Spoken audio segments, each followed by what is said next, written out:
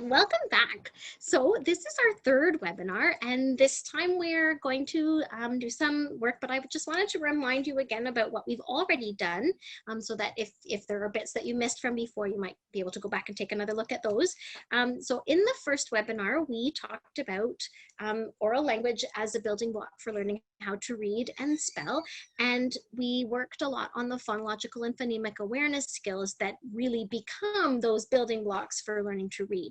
So those at that point are oral language tasks and not yet attached to print. And that's a nice way to build those skills because they're essentially important for learning how to blend and segment and read and spell. We talked a lot about different ways that we can practice those skills and to develop and reinforce those phonological and phonemic awareness skills. Then we looked at using code cards to start to teach by introducing and then teaching and practicing and reviewing single sounds in isolation. So at that point, that's when we would be learning the letter name and the letter sound and starting to learn how to use a code pack to help us practice those letters and sounds. Then after that, we talked a lot about working on putting those sounds together and moving to using print to help continue that phonological and phonemic work now attached to letter sound. So that would be when we would be practicing putting sounds together to read single sounds, spell single sounds, and then blend 2 sounds and 3 sounds together and blend and segment 2 and 3 sounds so that we're practicing reading sounds, spelling sounds, reading words, and spelling words. And we recognize that those skills are quite difficult for young children, but the more we work on them in a playful, fun, and quite short way, the more we can help to build those skills so that children start to feel quite positive about how that is going for them, and they look forward to having that time with us. I often talk about this part, my structured literacy part of my day, as our code meetings or our working on the code, and what we're talking about there is the code of the English language, the alphabetic code. And so that's when really we're talking about how letters and sounds are used to do reading and spelling, and it gives children so much power, and they feel so engaged and excited, and also they can see themselves growing as readers and spellers, and it's quite exciting, and it's such a positive part of our day, partly I think because it's exciting for me, but also for them as well, because they feel like they're gaining something that's really giving them a lot of power, and they are quite aware early on that they are learning to do something new, and they're learning it in a way that feels supported and safe so that they don't have to struggle too much as they're learning. It also gives us as teachers a perfect opportunity to really be aware of which children are having a really easy time in picking those letter sounds up and picking up those phonological skills and blending and segmenting with the letters, and which are falling behind, so that we can start to offer supports early so that we can make sure that we're not having students being left behind and heading off out of kindergarten with not as much of the knowledge that they need to be successful in grade 1. Today, we'll talk more about putting the pieces together.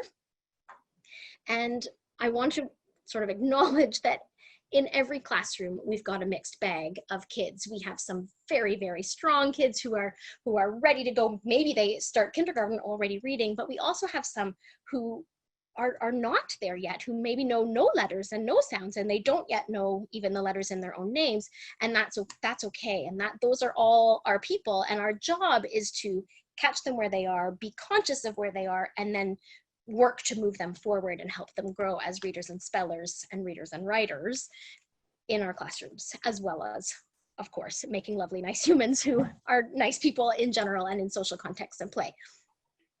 I feel perhaps I haven't overemphasized as much that my classroom is not a really regimented classroom. We do lots and lots of play. It doesn't feel overly rigid. This is a small part of our day, not our whole day, but it's actually quite a beloved part of our day. And children will often say, when is it code time?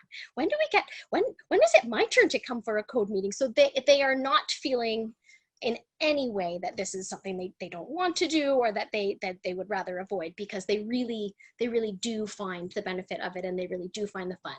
So it's important, I think, as educators to be watchful for signs that things are looking difficult, or children are not feeling good about what they're doing, so that we can tweak and figure out how we can support them, because it's important that everyone is feeling positive about how this is all going for them.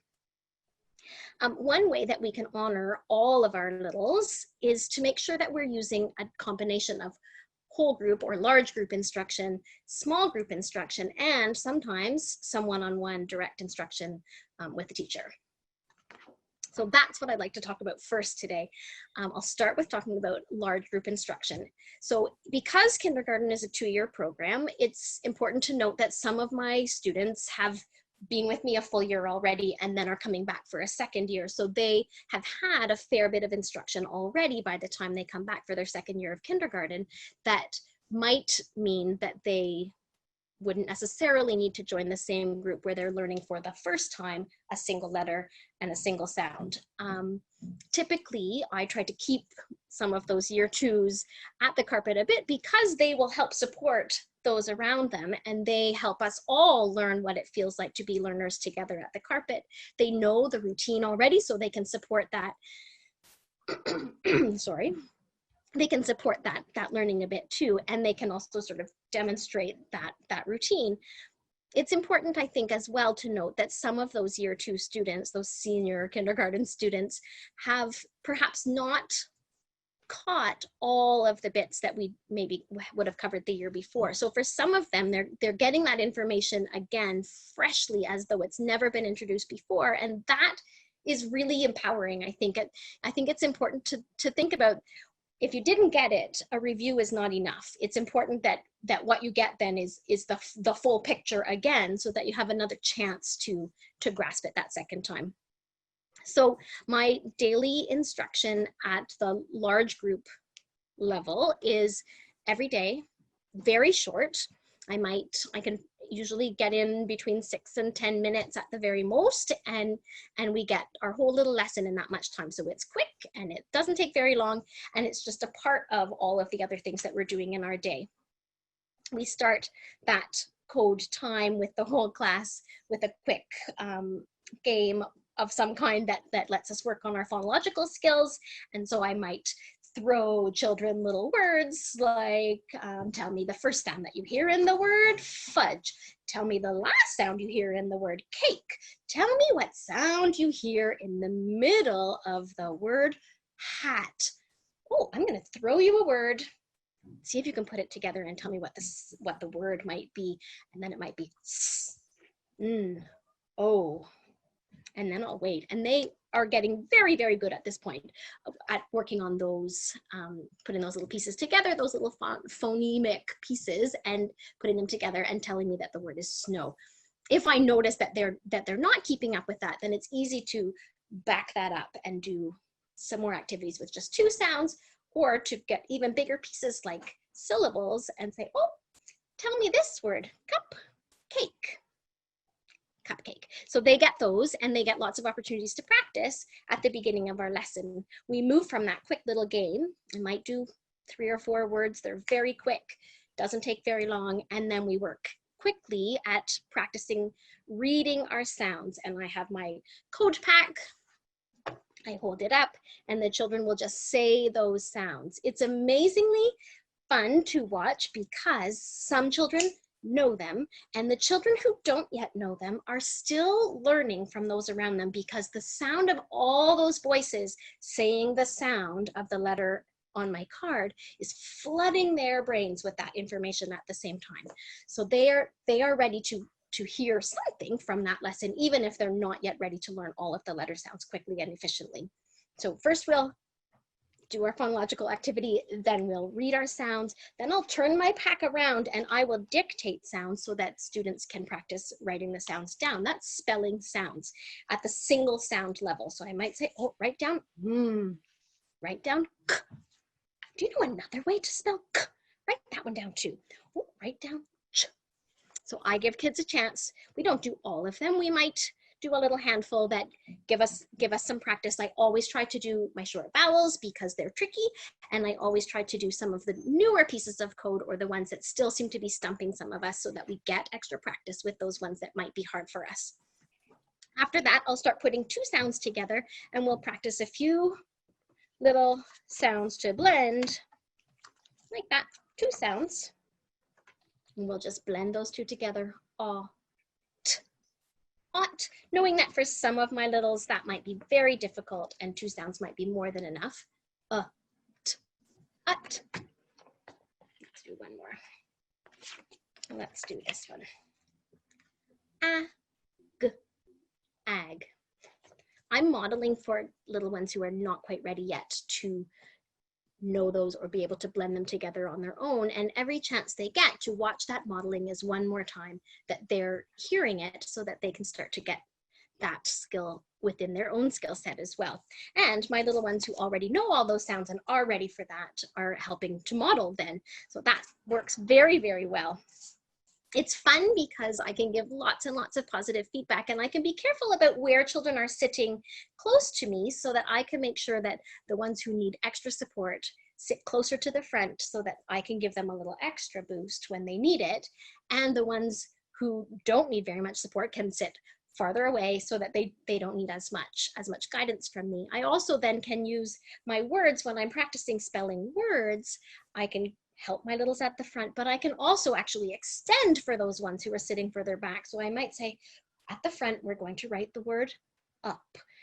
And why don't you write look up, and give that little extension, so that students who have already mastered these sounds can go a little further on their own, so they have a chance to keep building that capacity as well.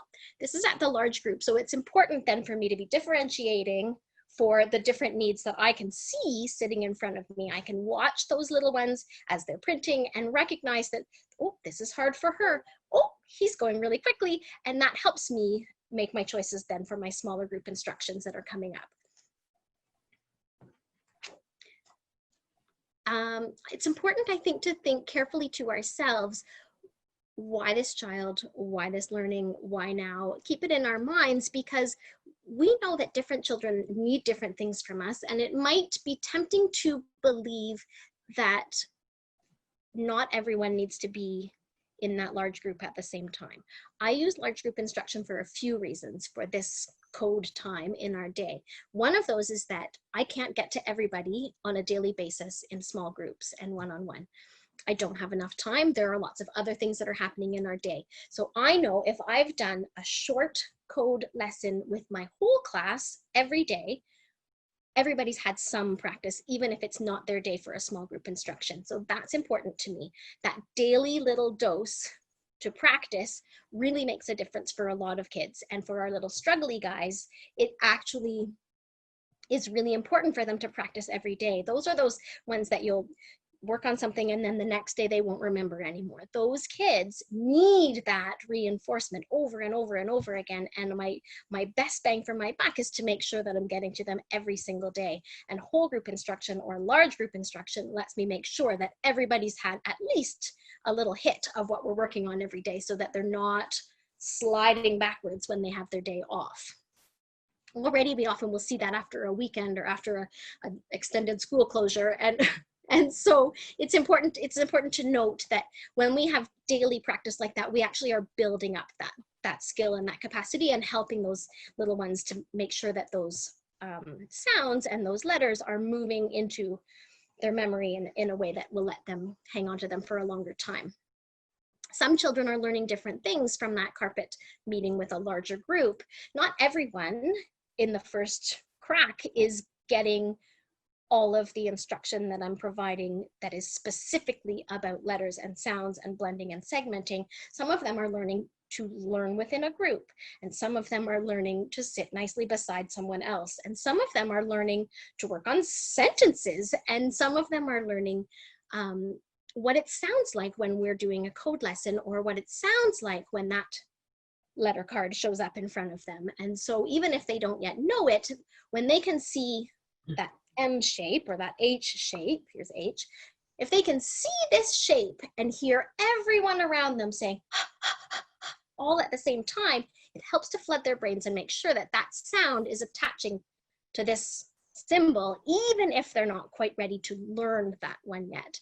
And knowing that is really, really important for me and feels important in terms of helping all of them grow. And also when I have this big group, I can watch and monitor and see who's picking things up really easily, who's really struggling, who's choosing to go to the bathroom every time it's code time. Those are clues that help me make decisions and informed decisions about what needs to happen next in terms of helping my little ones keep going.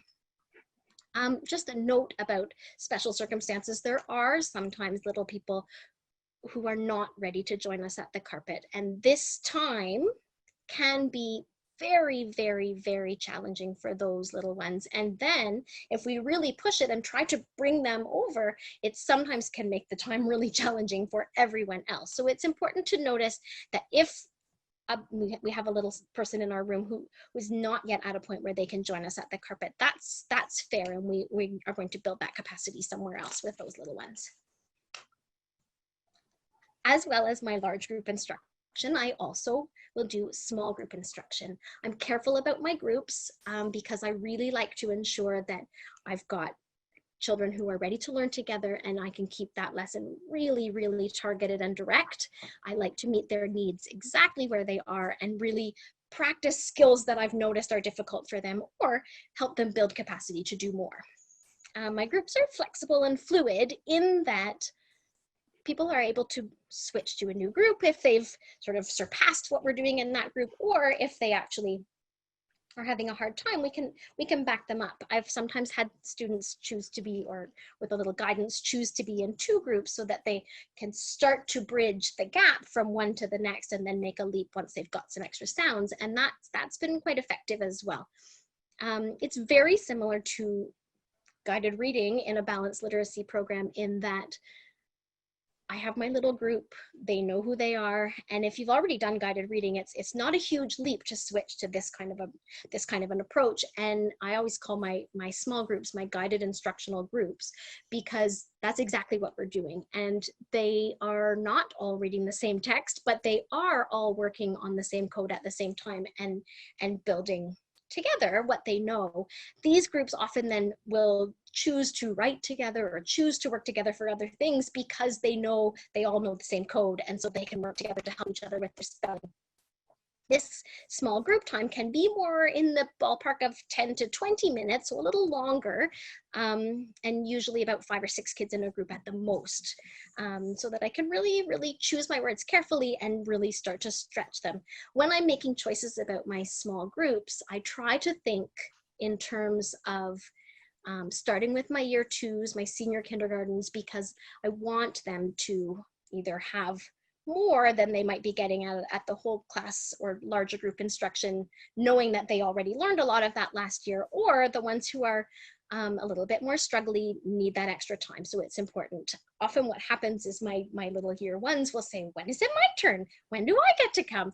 And they do get to come. I always say anyone who asks for a code meeting gets to come to a code meeting. They're ready, they want it.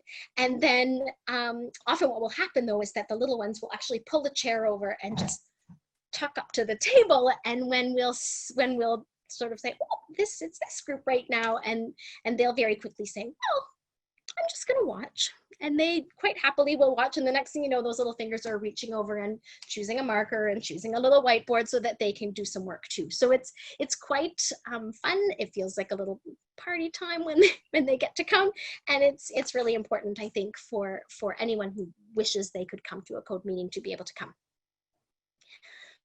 There are some students who, despite large group and small group, are still falling behind or are still accelerating at a rate that no one else is keeping up. And those guys become my one-on-ones. And they're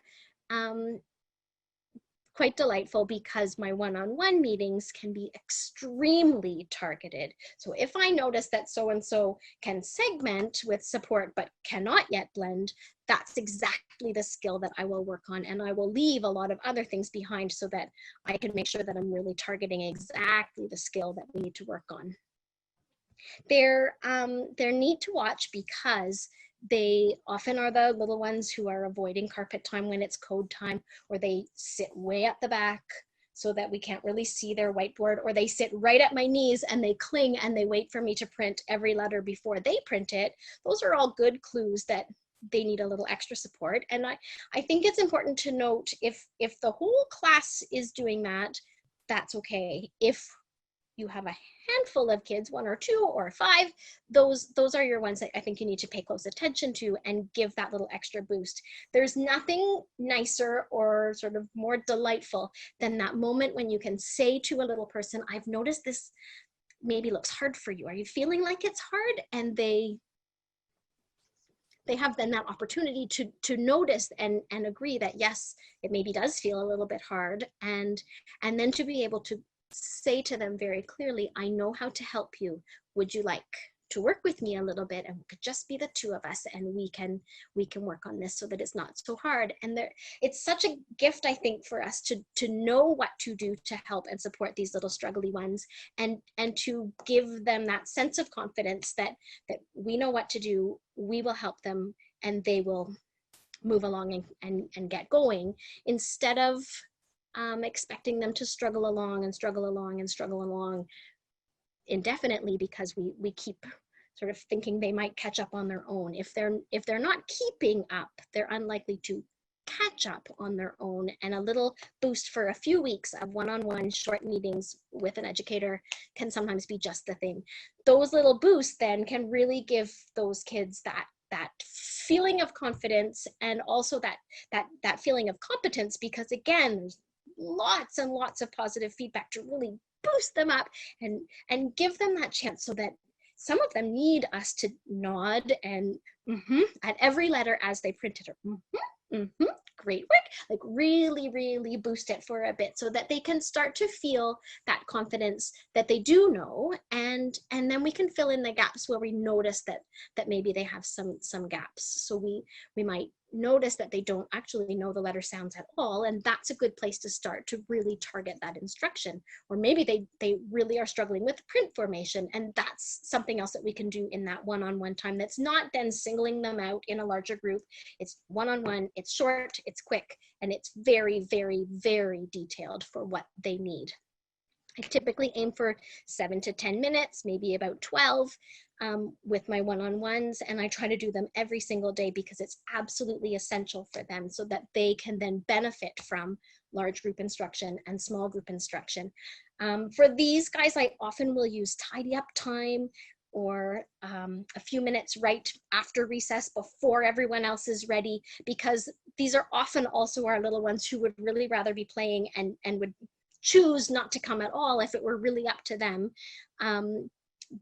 No one chooses to do things that are really hard for them. And so it's important for us as educators to acknowledge that sometimes we have to work hard on things, and it does feel a little bit uncomfortable when we don't know yet how to do things, but with a teacher who's ready to help and a student who's ready to learn, we can work together, and we can make it so that it doesn't feel so hard. And that's a really nice gift to give kids. It's also an excellent thing to be able to talk to parents about, and or families, and acknowledge that we're noticing a pattern, that this is kind of difficult and we're working on it, and here's what families can do at home to help extend that support, so that their little ones are not going to struggle for a long time because we've nipped it already in kindergarten. We're aware, we're watching, we're working on it actively, not just watching to see if they're going to keep falling further and further behind, but we're actually doing something to stop that drop off and building them up a little more, so that they are actually building those skills.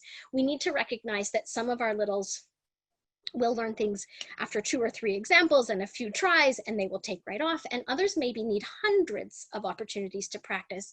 And so these little ones get that extra practice from working in one-on-one time with a teacher, as well as joining a small group, as well as joining the large group, so that they're actually getting more repetition and more practice than the ones who are already picking it up quite easily. That helps them to keep going on an upward path instead of dropping off and getting further and further behind.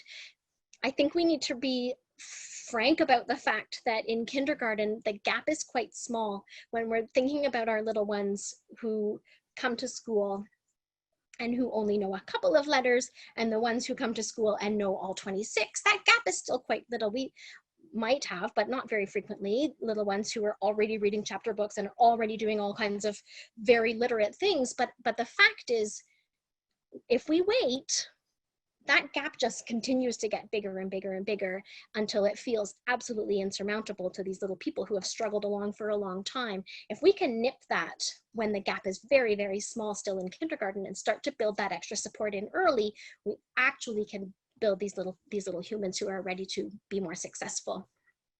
Typically speaking, I wouldn't frequently pull my year 1 students, so my junior kindergarten students, I wouldn't typically pull those ones for one-on-one unless they were asking for that support.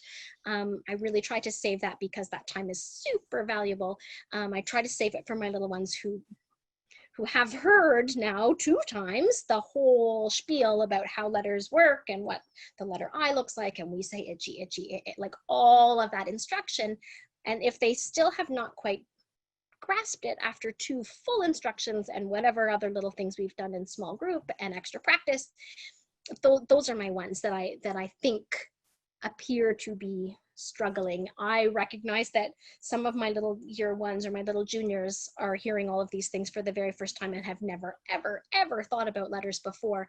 But if they're coming into their 2nd year in kindergarten, and I know that they've heard about letters for a whole year before and they're still not starting to pick up, those are my ones. Those are my guys that I really think they need a little extra. I also notice sometimes that some of my little people are very fluent readers, and they sometimes like to have a little extra one-on-one time as well, because what we're doing as a large group is not challenging for them. They've got it, and they would love to have some time that would push them. And so that's a time when we can get into much more complex code and give them funny words or funny sentences for them to try to read and spell, and those things build their capacity as well. And I think we can't just decide that, oh, he's already reading, so we'll not worry about him, because in fact we all are still, even as adults, we all are still learning to be better readers the more we read and the more exposure we have. And so it's important for us to recognize that for our little ones too. In terms of forming groups, and we talked a little bit about this the last time, but generally speaking, I start my year with a very quick screen of what letters and sounds children already know. So I have it's just a quick checklist, and it has all the uppercase letters in mixed up order and all the lowercase letters in mixed up order. And I just ask each child, do you know this one? And for many will zip along and tell me their letter sounds and tell me the letter names, and some need a little prompt. And so I'll say, oh, do you know this one? Do you know this one? Do you know this one? Some will say, I don't know any letters. And then I'll often will just push them a little tiny bit and say, oh, this one's in your name. Do you know that one? And just pick out a few that might maybe be familiar to them. And but those are very quick. I can do them really fast. I do some of my year 1s, but I also watch those year 1s and start with my year 2s or my seniors, and start that assessment with my year 2s as I watch and get to know my little year 1s a little bit more, because it's really, I think, really important for us to recognize that can feel quite stressful, and it doesn't need to be. So often I will choose my little ones, and maybe choose not to do that assessment with them if they have no sense of their own name yet in terms of recognizing their name in print, or if any kind of pencil or painting activity or crayon work that they do doesn't really look representational of anything. If they have difficulty with their language skills, I might choose to wait on that checklist or that assessment. And also I might choose to hold off on it a little more too if they don't engage in any way with books, even if I'm reading aloud, or if we're working on a chart all together and maybe doing a graph or something. If they're not showing any signs that they've got sort of any interest in any of that, I might hold off a little longer. My initial groups are quite loose, and then I tailor them as we get going. So typically I start, my highest group for my small group instruction is my little ones who know 26 letters plus a few sometimes. And so they'll, once we've gone through that checklist and they have known all of them, and then I might say, oh, what would happen if you saw C and H together? Do you know what that would say? Oh, what would happen if you saw I and G together? Do you know what that would say? And just kind of find out where they're at. But really, if they know 26 letters, they become a group. If they know more than 10 and fewer than 25, they become that next group. And sometimes there are a few of those at the beginning, and I just randomly assign little ones to those groups. But if they know a good bunch, but they don't know all of them yet, that's good enough. And then if they know no letters and they're in their senior kindergarten, they become a little group. And if they know just a handful of letters that may or may not be just the letters in their name, they become another group. So those are sort of very loosely the groups that I would start my year with. And then I start to tweak and tailor those as we get going from there. But I think getting going with those groups is sort of my goal, in the sense that every minute counts, and I want my little people to have the capacity and have the challenge and have the experience, so that they're ready to feel like readers and spellers when it comes time to do all the reading and spelling and writing things that we'd like to do in kindergarten. Then they can go and play at the writing center and do something meaningful while they're there, because they can use the letters they already know, and they can then model and support the little ones around them who are still learning those things.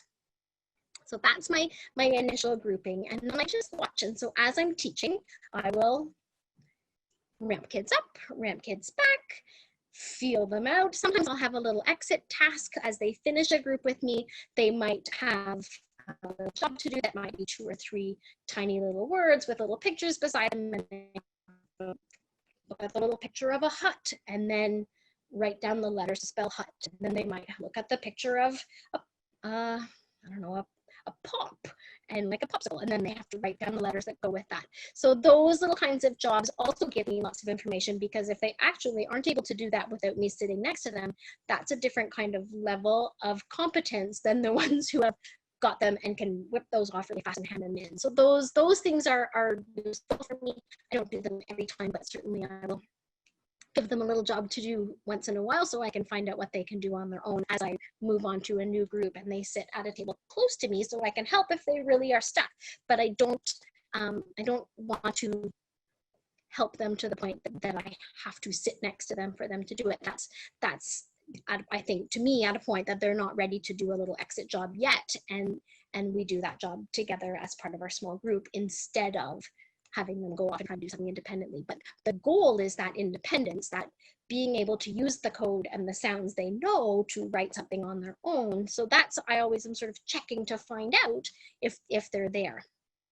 So that was the big spiel about large group, small group, one-on-one. And the other part of this webinar tonight was a little bit about some games and activities and some things that we might be doing to help support our little people. So one of the activities that I mentioned on the lesson plan, the first webinar, I think, was a little game that we call Make It Say in our class. And Make It Say is lots and lots of fun. I'll just get my board kind of set up here.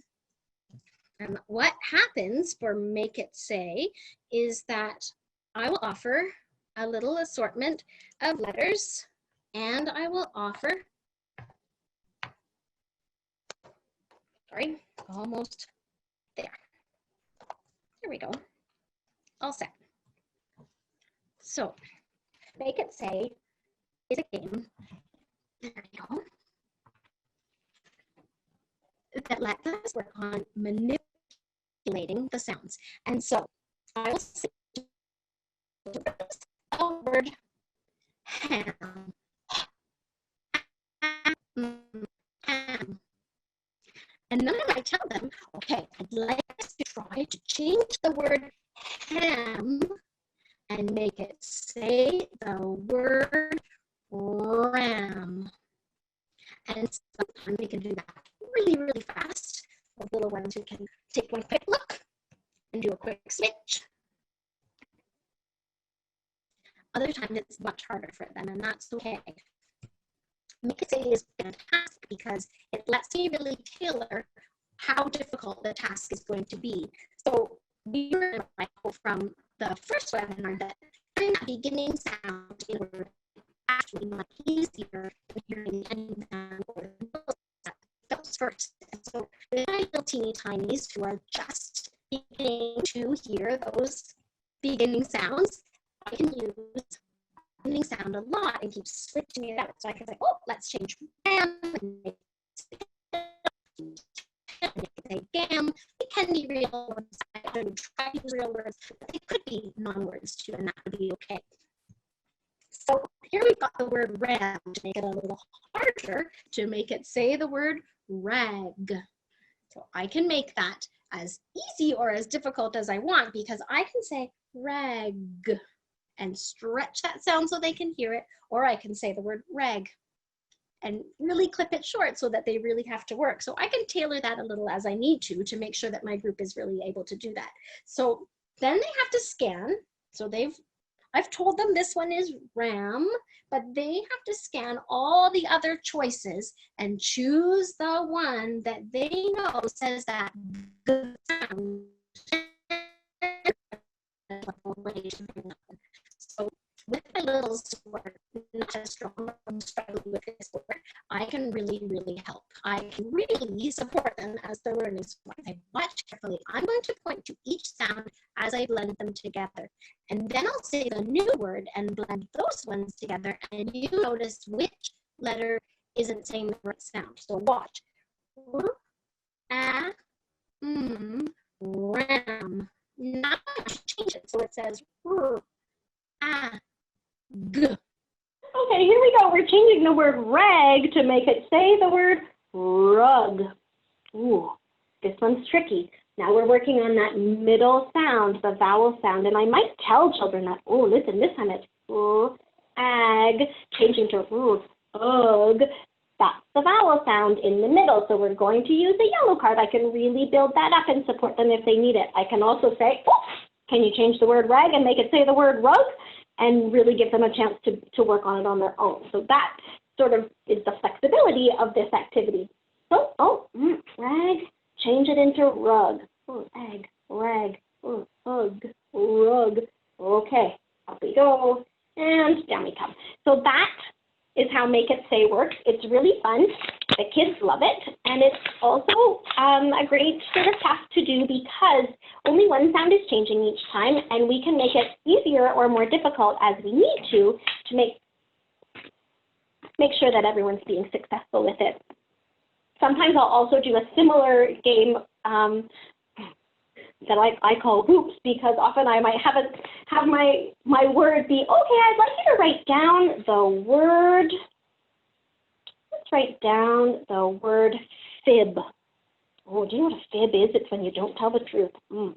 Let's write fib. Let's listen for the sounds. We'll put them on our arm first. Fib. And then we'll put them on our fingers. Fib. And often I will have a student or all of the students, but sometimes just like, oh, could you just put that one on your fingers for me? I'm holding a marker, or I'm holding a whiteboard, or I'd love to see you do it, whatever. And it gets them using their fingers too, because that's really what we want, is to get to that independent stage. And then we'll listen for those sounds and put fib. And so then they'll write down those sounds, and we'll think about them, and we'll spell that word and as we're finishing that I might say, oh, I didn't mean fib. I meant fig. Can we change fig and make it say, or can we change fib and make it say fig? And the kids think, Mrs. Moorhead didn't really remember what she was supposed to do. And they'll figure out which one needs to go and change it. And then I'll say, ooh, sorry, I didn't mean fig. I meant rig.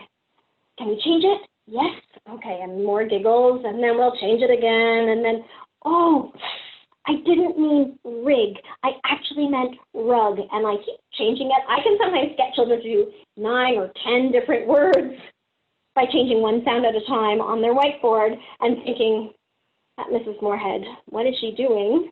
She didn't even plan this lesson, but really, I planned it quite well, and they've done a whole lot of extra practice with not a lot of extra time. That one's quite fun.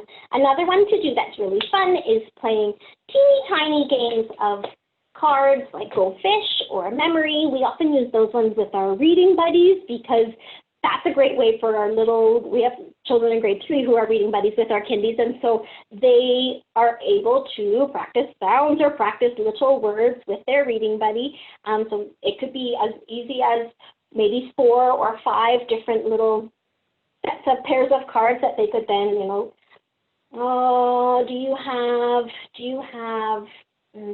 Sam? And, you know, the kid will look at all their little cards and then, oh, no, Go Fish. Oh, do you have Big? Oh, yep, I do. And so Go Fish is fantastic because they have to read every little word they've got to find out if they actually do have that card or if they don't, or to choose which one they're going to ask for from their partner. So it's great, great, great, and there's tons of practice.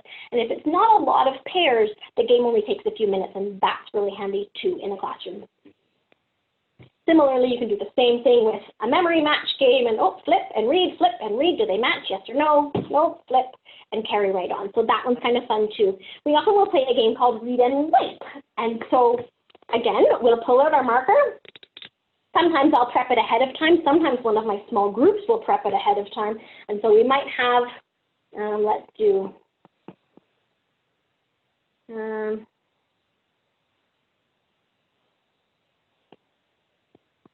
and then just for kicks, I often will throw in a few little bits of single sound code just to make sure that everybody is able to join in and be successful.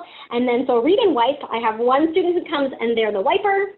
They get to be ready, and the rest of the class will raise their hand and say, oh, wipe off the word sun. And then the little wiper has to read all of those bits and find the right one to wipe it off. Once they've had a turn to wipe, they go back and sit down. They might read the next piece for someone else, and then we keep going until the whole board has been wiped off. Very fun, very quick, and again, I can be quite supportive when I need to. Finally, there's Read and Roll, and as we get going, could be single sounds, but it also could be these little jars that I have that are already ready to go, and so then they pull out a card, they read, it will fall, and then they roll the die, and they have their turn. It can be any board game. We love even this math board game. So they're at the same time, they also have to know if they roll an even number or odd. Like any old board game will do, and it's fantastic because they read before they roll, and then they keep going. This little jar is what we're going to talk about next, and that is controlled text. Controlled text is super, super exciting because it means that we can be successful readers who are practicing using words that we can read by decoding instead of using lots of other strategies that might be pretend reading, like looking at a picture or getting our mouth ready to say the first sound, but actually not using all the letters in the word. Those strategies are not the same as reading by decoding because there's a lot of guesswork going on, and some children who have a lot of vocabulary are quite good guessers, but that does not necessarily mean that they are actually reading all of those letters to read those words.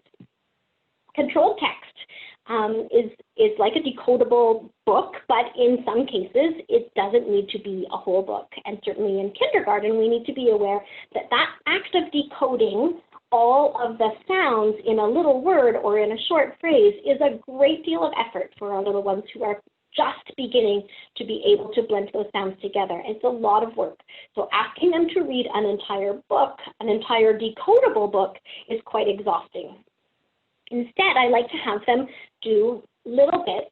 So I would often have little tiny words. I didn't bring a jar with little words, sadly, but a little wee jar that has just little words in it, so it's only using the codes that I've already taught at that point, and that's what makes it controlled text. I'm controlling what letters are used, what sounds are used, what code is used to make sure that everything in there is fair game. It's all decodable for them because they have already learned all of the code to use those letters to blend correctly without any errors, really. And so that's kind of my goal, is for them to actually be able to decode 100% of what I've given them one way that we can get to that controlled text is actually to write our own text. If we know exactly what we've taught so far, we can use those letters to build controlled text that our little ones can learn how to read. And so we're not asking them necessarily to practice and practice and practice a small subset of words, because each day we add one more piece of the code, and then we build our controlled text to include that new piece.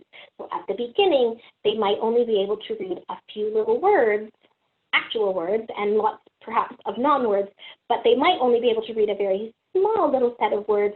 But each time as they learn a new letter, that pile of words that they can read by decoding grows and grows and grows, so that when we get into more complex patterns and more complex spelling patterns in our text, they already have a whole lot of code that they already know, so they're getting into reading lots and lots of words.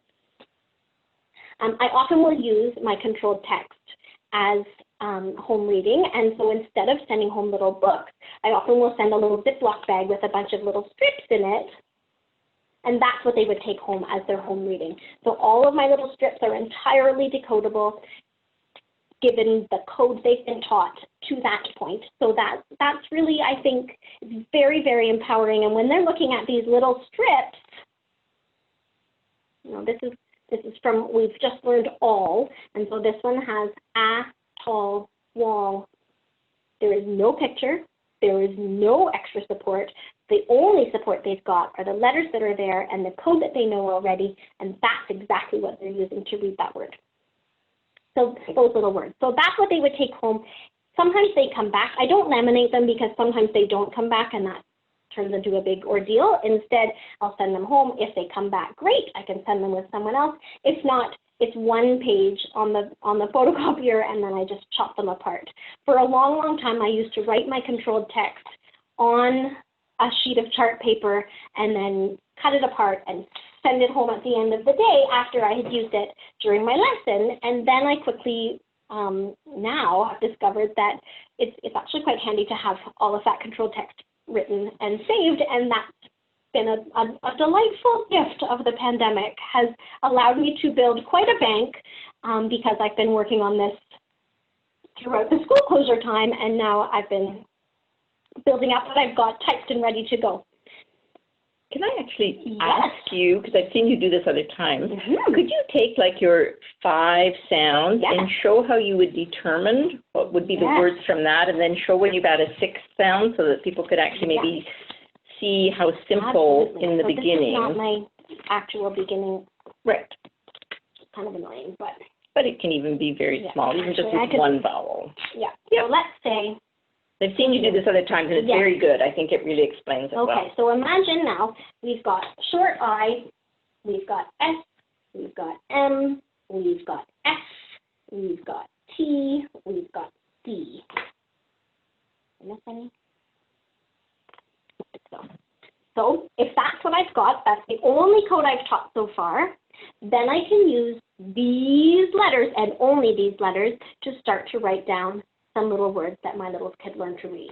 So my controlled text then becomes if and it. Those are nice because they're 2 sounds. That's really helpful. I could make sit. Notice that I'm not trying to build word families. That's not really at all what I'm going for here. I'm trying to just use different combinations, practice this, build with all of these. I could do, I could do miss. I like that word. And it's a nice opportunity for me to say, oh, you know, if you see 2 letters and they're the same, they're twins, we say the sound once. Kids grab onto that rule and carry right on as though it doesn't surprise them at all. And then, and so then, tick. Pardon, I can do tick. Like tic-tac-toe, kids love that.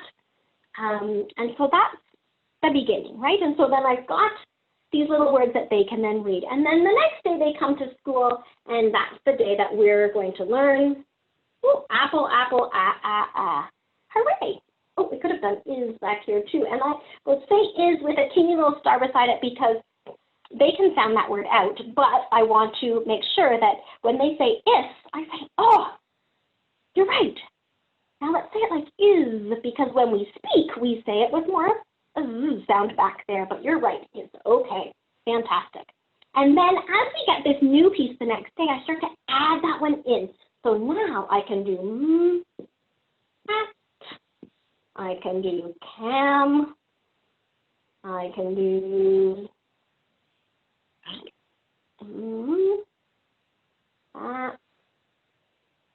Mac, like someone's name. I keep all those short I words, but I also start to add in the new ones. So I can keep building and building and building. Again, I don't have a lot of letters here yet, so the word bank is still quite small, but each time as I add a new letter, I can build more, and then the words that they can read just keep getting to be more and more and more. And we're not asking them then to memorize those words. We're actually asking them to look at those letters and say the sounds and blend them together. That's what we're going for when we're having them read. Just want to make sure. Oh, and the other thing was, I know there was a question last time, and I'm 8:30. Great. There was a question the last time about decodable books. In general, I don't really use decodable books very frequently in kindergarten because, as I said, the task of decoding is a lot for our littles. So if they then are decoding some little word strips and some little sentences or phrases on strips, that's a lot of practice. And for all of those little ones who actually are plugging along and learning how to read quite nicely, that might be enough, and often is enough practice to get them up and going. And as they accumulate more code that they know, they can get into more and more mixed text without really needing to work for a long time on reading decodable books. It allows me to save the very small stash of decodable books that are in our school for the little ones who head to grade 1, who head to grade 2, who are continuing to struggle, because they will need those books. If they've used them and practiced with them in kindergarten, they then become so familiar that they no longer require that same level of decoding that will build those skills with my older kids who are moving on without us. So I think having our little ones read little words, having them read little phrases, having them read little sentences, and sometimes having them read a little passage or a little text that I've written for them sort of allows them to build those skills. And many of them, that's more than enough, and they will take right off with that. I like to play a game called Pick a Card, Any Card, and I will take my little pile of strips and I'll walk around the room.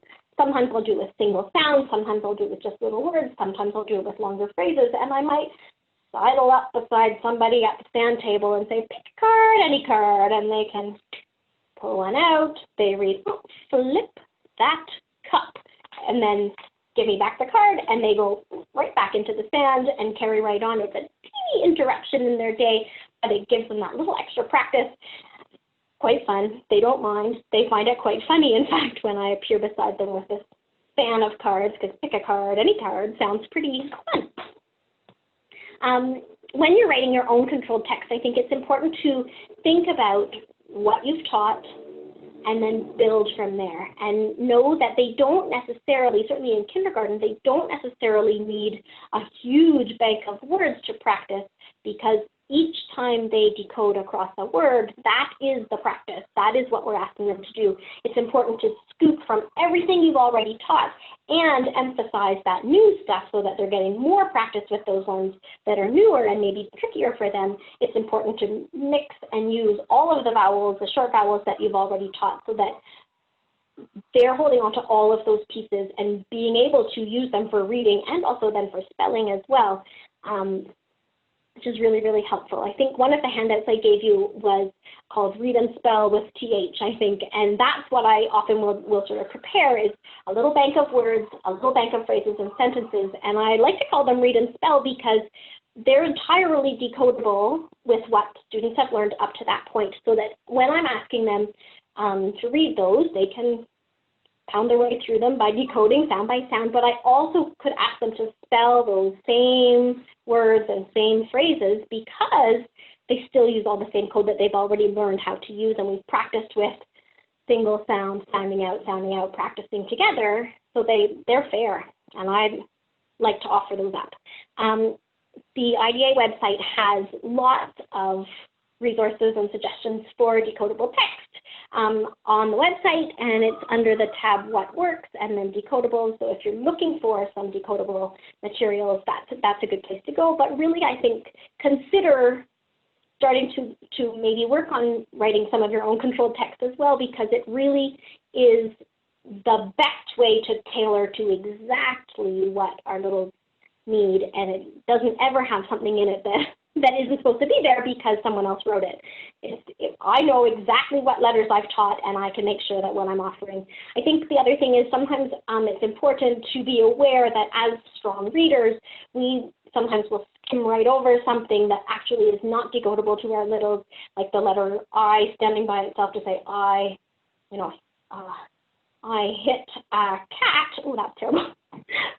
But that I would not be decodable to our little ones who have not learned that open syllable long vowel pattern. And so we need to be really conscious of that sometimes we might throw in the word of, but if we haven't taught of yet, it's not going to be a decodable word for them and they will get it wrong.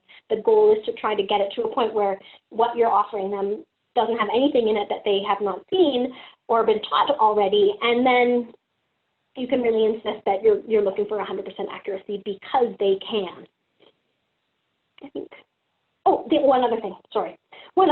Very last thing. The last thing is that as we sort of get going on this, we will notice that some of our little people will take a leap of faith early and learn how to read and get going, and they are willing to take a chance and take a risk, and they will read more mixed text and be quite successful with that. Other kids need to hear and be taught explicitly every single piece of the code before they are willing to jump into mixed text. So it's important when we're offering books to our littles that we're not necessarily withholding all of the books, but we're not expecting them to pound their way necessarily through those leveled books one behind the next. I think thinking about controlled text and thinking about decodables is really like a stepping stone into those leveled books, because even at a level 1 book has some really complex patterns in it that look easy because the picture is there, but if there was no picture, our little ones would not be able to read those successfully. I saw the word eyebrow in a level 1 book, and that's really, really tricky. So I think being conscious of that, but also thinking in the grand scheme of things, we want our little people to learn how to read all the words and all the books, and so it's important for us to give them the tools to get there and use these decodables and these controlled texts as a bit of a ramp to get them up and going and practice those skills of decoding as we continue to teach the rest of the code. Then we can give everybody a sound start to learning how to read in kindergarten. That's it. That's all I got. Oh, that's fantastic. Just fantastic, Emily. Sorry for the technical glitches there. But it's going great now. We'll just take some time now. There are a few questions, but I think we can get through quickly. Yes. I'll let Alicia on that. Okay. Thank you for that, Emily. That was great and delightful, as always. So we have a number of questions, and we still have a bit of time if anybody wants to type in some questions, but I do realize that actually now that I see we have a little bit of time, we are running over time, but hopefully you can give us a few more minutes of your time. So I'm going to start with a question about what point in the year it is that you start introducing code letters. Do you do phonological awareness first and then delay introducing the code, or do you start with letters right in September? So I start with letters in September. As I said, I start as early as I can with those quick screeners of what letters and sounds they already know, because I don't want to make any assumptions about what people already know. So that's always just helpful information for me, and it's nice to know that I'm not giving some kids a leg up by starting to teach before I've assessed them, and other kids were assessed really cold and didn't have that little head start. And then, but as soon as I've done all of my seniors, my year 2 kinders, in terms of a quick screen of what letters and sounds they already know, I like to get going. I typically will use a little phonological awareness task at the beginning of my lessons, but I also will use those phonological tasks all day long as we line up, as we're sitting on the carpet, go and get your snack if your name starts with or whatever, like all of those times that I have little moments that I could just throw those in and keep building those skills. But then I do start really right away, because in fact, learning letter sounds and symbols is kind of a different thing. And even those of us who are not yet at a point where we could blend two sounds are still often quite able to learn single letters in isolation. So I get going. Great, thanks. Another question is about the results that you're seeing in your class. So we hear a lot about the research that this structured literacy in the regular classroom, as opposed to just using it as an intervention, can help to prevent kids from requiring special education. Has that been the case since you've changed your practice to teaching this way? Yes, I would say absolutely. So I still occasionally have little ones who need to access some support as they go into grade 1 and beyond, but those children are the same little ones who are struggling all the way along, and who maybe actually have quite significant issues with learning how to read, and those guys sometimes are hard to really completely fix in regular classroom instruction. But I know that I'm giving them my very best shot, and I'm giving them lots of tools so that even those little ones who maybe are not reading when they leave have lots of sense of the way it's going to work, and the way words work, and the way to spell words, and to think about their sounds. So I already think they have a head start that way, and they're I think they're certainly not nearly as many students who are then accessing SST support or accessing special education resources after the fact, because they do head into grade 1 really ready, and lots of them head into grade 1 already reading. So I always feel kind of glad, because they get to go to grade 1 and be able to do all of those things, all of those, when they have to do a journal in grade 1, they are ready to do that. And so that's kind of, it's a nice feeling to know that they're going in feeling ready and feeling confident, and so that's been good. That's great. We had another question about just how you structure and format your day. So typically you talked about doing whole group, small group, and then some one-on-one instruction as well. So in a typical day, how many small groups can you fit in, and how many one-on-one students can you fit in? Can you speak to that? Okay, well, our school day is a modified balanced day. So we have 3 100-minute instructional blocks that are then split with a little nutrition break and a little outside time, and then we come back and do another 100 minutes, and then another 100 minutes after that. And I typically will use one of the 100-minute blocks to do all of my structured literacy things that I'm doing for the day.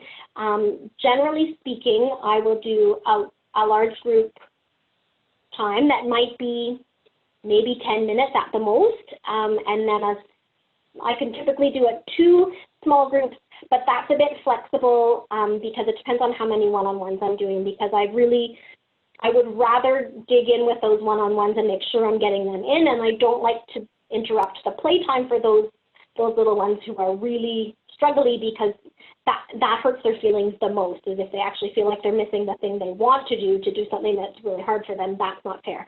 But I've had times when I could do like 3 or 4 small groups if I didn't have a lot of one-on-ones. It just, there's a little bit of flex to that. And generally speaking, in our class, we do something called a soft start. So we have playtime first thing in the morning before we even meet at the carpet. And so it's really that middle block for me is my sort of literacy time, and I really fit all the bits in then.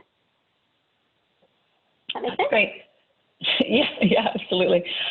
We also had a few questions about the strips of words. I think people would like it if you could just show us a few more of your strips. There were some questions about the number of words that you put on those. Is it always 3? I think you showed a few that are 3. Talk about your strips. Okay, so my strips, I have, and I don't have any with me, which is a bit sad, but I have little strips that are just 2 sound and 3 sound words. So in some of, these are those little yogurt jars, but I often will use them, and so some of them will have little tiny 2 and 3 sound words, so they might have like pot and cup and whatever, like little words in those, but I also then have strips that have phrases and have sentences, so it's not really about the number of words, it's really more about if we any of the code that we've already covered will be on there. So I have this little tiny, this is also when we're working on all, but call and. Quite easy. The little short ones are quite friendly for some. But then this one was also when we were working on all of this is pass the ball to Ben. I will have taught the very, very specifically, and we sing a little song to help us learn T-H-E spells the, T-H-E spells the, T-H-E spells the, T-H-E spells the. So they know that one and they can sing it if they get stuck, but then everything else in there, they can read. We learn two really early in the same way. And then I have some, this was, I think we were doing EE, a sheep is in the pen. So again, like there's just more words. Some of them are a little short, some of them, oh, here's his big steep stink. So they're just yeah. So then this one I would have just taught oi. So those little ones, if by the time we're getting into reading oi, we've got a lot of code already, but still there are some little short ones. Toy, dog, short and sweet, but when we're first starting out, this little one is bump it. So some of them are really little and some are bigger. And if I play like a read and roll kind of game with them, the kids know which ones have more words on them because the strips are longer and which ones are shorter. And so often they will choose those little short ones because they're less work for them. And that's a-okay. That even when I do pick a card, any card, some of those cards are tiny and some are longer, and they will choose the challenge that's right for them typically. And sometimes if I know that they could be challenged more, I might say, pick one more, pick a long one. But really, I'm okay if they're choosing short ones on purpose, and that's fair enough. Great. That was wonderful. I think we should probably call it there because we're substantially over time at this point. I'm going to turn it over to Jill. Thank you. Thank you so much for fantastic webinar again.